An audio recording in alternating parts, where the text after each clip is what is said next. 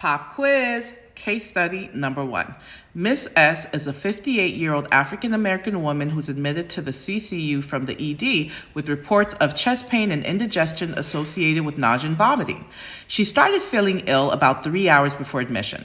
She told the nurse that she tried drinking water and took some bismuth-salicylate, Pepto-Bismol, that she had in her bathroom medicine cabinet. She also tried lying down to rest, but none of those actions helped. She says it just gets worse and worse. Ms. S has been under a physician's care for the past 12 years for management of hypertension and swelling in her ankles. She was a smoker but quit a year ago. In the ER, admission laboratory tests, including levels of cardiac markers, were performed and a 12-lead ECG was taken. Ms. S's CCU vital sign values on admission are as follows. Blood pressure 174/92, heart rate 120 to 130, O2 sat 94% on room air, respiratory rates 30 to 34 breaths per minute, temperature 99.8. Which action may you delegate to an unlicensed assistive personnel caring for Ms. S?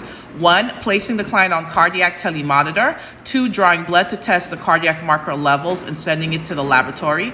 3. Obtaining a 12-lead ECG. Or 4. Monitoring and recording the client's intake and output. What do you guys think? And the correct answer, guys, is 4, monitoring and recording the client's intake and output. Now, listen, I know some states will allow, well, before I even say that, let me start off by saying this. Putting a patient on a telemonitor, putting that 12-lead ECG, drawing blood, that requires specialized education and training. And I know some states will allow UAPs to maybe draw blood or put on the 12-lead, and some states will not.